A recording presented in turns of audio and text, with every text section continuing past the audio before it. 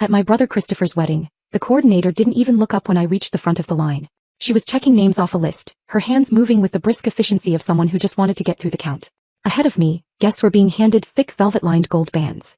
They looked expensive, the kind of accessory that signaled you belonged in the VIP section of a nightclub, not a wedding reception. I watched my aunt and uncle put theirs on, smiling as they were ushered toward the main ballroom where the champagne tower was already flowing. When I stepped up, I smiled, ready to give my name. But the coordinator paused. She frowned at her clipboard, flipping a page back and forth. Then without a word, she reached under the table and pulled out a different box. It wasn't velvet. It was cardboard. She handed me a thin neon yellow plastic wristband. The kind you get at a cheap concert or a county fair to prove you're old enough to buy a beer. Printed on it in bold black letters were 3 words. Evening guest only. I stared at it. I didn't take it at first. I thought it was a mistake. I was the sister of the groom. I had spent the last 6 months planning this entire event for free. I had negotiated the vendor contracts, designed the seating charts, and personally sourced the vintage linens my mother insisted on. I wasn't an evening guest. I was the reason there was an evening. Then my mother, Deborah, appeared at my elbow. She didn't look at me. She was scanning the room, making sure the important guests were happy. She leaned in close, her voice a practiced whisper that wouldn't carry. Just put it on, Samantha. The budget was tighter than we thought, so we had to make some cuts for the dinner service. There's no plate for you. She paused, smoothing the front of her dress. You can grab a snack at the bar later. And try not to stand too close to the head table during photos. The yellow clashes with the color scheme. She patted my arm and walked away. She didn't wait for a response. She didn't apologize. She just issued a directive and expected me to follow it like I always did.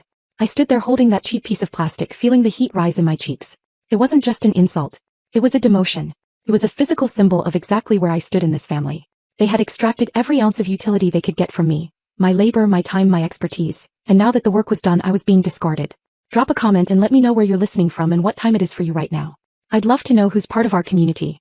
I didn't put the wristband on. I couldn't. It felt radioactive. I walked away from the check-in table and found a quiet corner near the bar, the only place I was apparently allowed to be. From my vantage point, I could see everything. The servers were lighting the candles on the tables I had designed. The band was setting up on the stage I had booked. The flowers, thousands of dollars worth of imported peonies, were arranged exactly how I had instructed the florist. Every detail in this room had my fingerprints on it. And yet, I wasn't welcome to sit at a table. I wasn't a guest. I was staff. Unpaid, unappreciated staff. I looked down at the neon band in my hand. It was flimsy, cheap. It was the kind of thing you cut off and threw away the second you got home. And that's what I was to them. Disposable. Deborah hadn't even looked me in the eye when she said it. That was the part that stuck with me. She knew it was wrong. She knew it was cruel. She just didn't care enough to stop it. She cared more about the optics of the yellow band clashing with her photos than she did about her own daughter going hungry at her son's wedding. My gaze drifted to the gift table near the entrance. It was piled high with beautifully wrapped boxes and envelopes.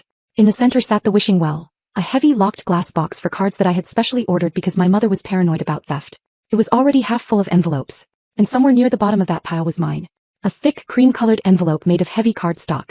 Inside was a cashier's check for $15,000. I felt a cold knot form in my stomach. $15,000. I had saved for 2 years for that money. I had worked overtime, taken on freelance gigs, skipped vacations, and lived on a strict budget. It was supposed to be the down payment for Christopher and Emily's first house. It was supposed to be the gift that proved once and for all that I was a good sister. That I supported them. That I belonged. I had imagined the moment they opened it. I had imagined Christopher's shock, my mother's approval, my father's nod of respect. I had imagined buying my way into their gratitude. But looking at that yellow wristband, the fantasy dissolved. They didn't want my support. They wanted my submission. They wanted my money, sure, but they didn't want me. They were happy to take the check, but they wouldn't even give me a plate of chicken in return. The realization hit me with the force of a physical blow. I wasn't just being excluded. I was being used. And I had let them do it. I had handed them the tools to dismantle my self-respect, and then I had thanked them for the privilege. But not tonight. I reached into my purse and felt the cool metal of a key. The spare key to the wishing well. I was the planner. I was the only one besides my mother who had a copy. I looked around. The guests were moving toward the patio for cocktail hour. The foyer was empty. The coordinator was busy arguing with a waiter about tray placement. I didn't rush. I didn't look guilty. I walked calmly over to the gift table, acting like I was just adjusting a decoration. I slid the key into the lock. It clicked silently. I lifted the lid just enough to slide my hand in. My heart was hammering against my ribs, but my hands were steady. I knew exactly what I was looking for. My envelope was distinct, oversized, sealed with a custom wax stamp I had made myself. I sifted through the pile, pushing aside generic cards and thin envelopes. There was. I pulled it out. It felt heavy in my hand. Heavier than paper should be. It felt like 2 years of my life. It felt like every weekend I had worked instead of resting. It felt like every time I had said no to my friends so I could say yes to my family. I held it for a second, just looking at my name written in calligraphy on the front. To Christopher and Emily. Then I did something I never thought I would do. I took the neon yellow wristband, the symbol of my demotion by worthlessness in their eyes, and I slid it into the pocket of my dress. Oh wait, that wasn't enough. I ripped the envelope open. I took out the check. I folded it and put it in my clutch. Then I took the yellow wristband and dropped it inside my empty envelope. I resealed it as best I could, pressing the wax back down. I dropped the envelope back into the box. It landed with a soft thud. A Trojan horse. A message. I locked the box. I put the key back in my purse. And then I turned around and walked out the side door into the cool night air. I didn't say goodbye to anyone. I didn't make a scene. I just vanished. The drive home was quiet. My car hummed along the highway, the city lights blurring past me. The check sat on the passenger seat next to me, glowing faintly under the streetlights. $15,000. I thought about what that money meant. It wasn't just currency. It was leverage. It was power. And for the first time in my life I was holding on to it. I started to think about why I had done it. Why I had saved that much money in the first place. Why I had worked myself into the ground for people who clearly didn't respect me. It was the gambler's hope. That's what it was.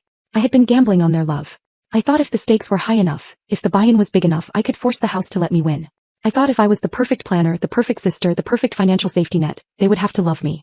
They would have to see me. I was paying membership dues to a club that never intended to let me in. I was the tier 2 sister. The backup plan. The stuff. And no amount of money was ever going to change the membership rules. I reached over and touched the check. Felt cool and crisp. It was my money. My life. And I wasn't going to spend it on people who wouldn't even feed me. By the time I got to my apartment, the adrenaline had faded, replaced by a cold, hard clarity. I walked inside, kicked off my heels, and poured myself a glass of wine. I sat on my couch in the dark, listening to the silence. It was peaceful. Then I realized something. I wasn't just a guest they had excluded. I was the architect of their entire event. I knew every vendor contract. I knew every password. I knew every detail. And I knew about the honeymoon. My phone buzzed. It was a notification from my travel app. Upcoming trip. Maldives. 5 days. I stared at the screen. I had booked that trip. I had used my corporate elite status, my accumulated points from years of business travel, to get them upgrades they couldn't possibly afford on their own. The overwater bungalow. The first-class flights. The private transfers. It was all under my account. I took a sip of wine. They thought the yellow wristband was the end of the story. They thought they could humiliate me and I would just take it like I always did. They thought I was safe. They were wrong. The next morning, the silence broke. My phone started vibrating at 8 in the morning and didn't stop. I watched the names flash across the screen. Mother. Christopher. Father. I let them ring. Then the text started. Mother. Samantha, we opened the box. What is this? Christopher. Is this a joke? Where is the check? We need that money for the closing costs on Monday. Father. You are selfish and petty. Ruining your brother's moment because you didn't get a steak dinner? Grow up. I read them calmly, sipping my coffee. There was no remorse. No, are you okay? No, we're sorry we hurt you. Just anger that I hadn't played my part. They weren't mad that they had humiliated me. They were mad that the ATM had stopped dispensing cash. Christopher sent another one. You owe us that money. We already put the offer in based on your promise. If we lose this house, it's on you. The word hung in the air. I owed them nothing. I put my coffee cup down. I opened my laptop. I logged into the travel portal. There was the itinerary. Maldives, the ultimate luxury escape. I looked at the cancel booking button. It was right there. Red and inviting. I didn't hesitate. I didn't second guess. I clicked it. A pop-up window appeared. Are you sure? This action cannot be undone.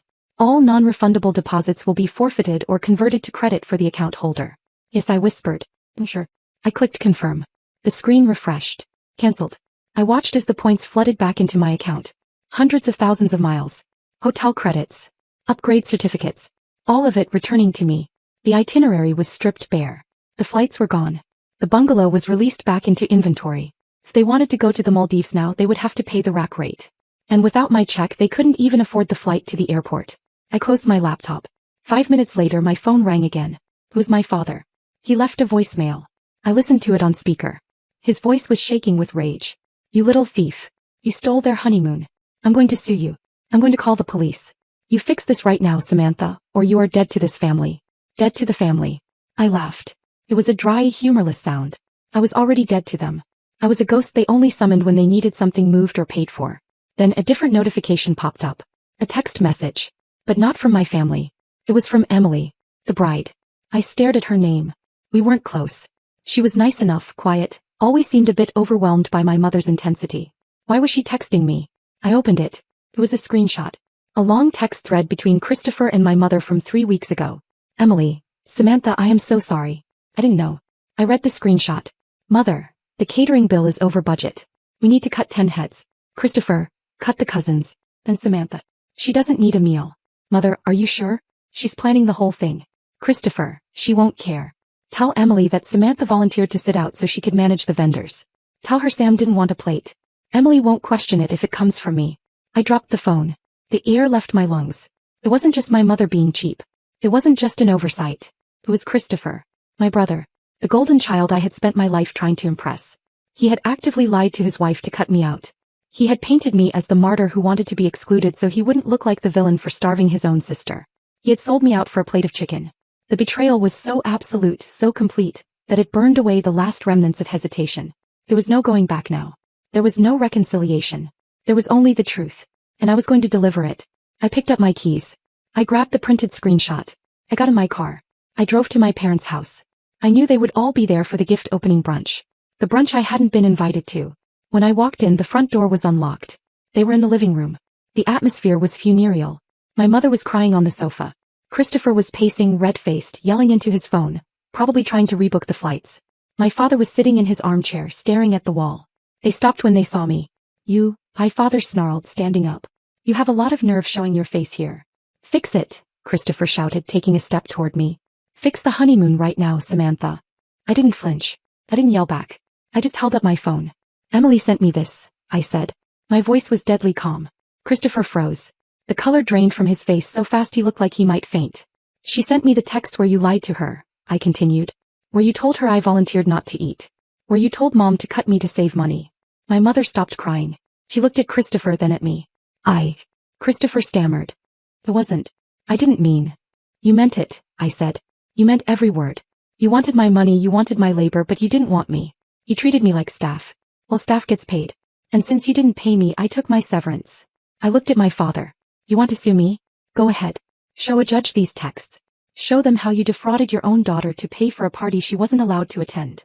I turned back to Christopher. The check is voided. The honeymoon is gone. And Emily knows you're a liar. I think the house closing is the least of your problems. I turned around and walked out. Behind me, I heard the silence break. I heard Emily's voice from the hallway. She must have been listening. I heard her ask Christopher if it was true. I heard him try to deny it, and I heard her tell him to get out. I got back in my car. I drove to the airport. I had a flight to catch. The Maldives were lovely this time of year, and I had a lot of points to use. I sat in the first-class lounge, sipping champagne. I looked out at the tarmac. I was alone. I had no family to go home to. I had no brother to protect. I had no parents to please. And for the first time in 28 years I was free. They would call me the villain. They would tell everyone I ruined the wedding, stole the honeymoon, and broke the family. Let them. If protecting my dignity made me the villain in their story, then I would wear that title like a crown. I was done being the tier 2 sister. I was the protagonist of my own life now. And the view from here was spectacular. If you've ever had to become the villain to save yourself, share this story. You are not alone.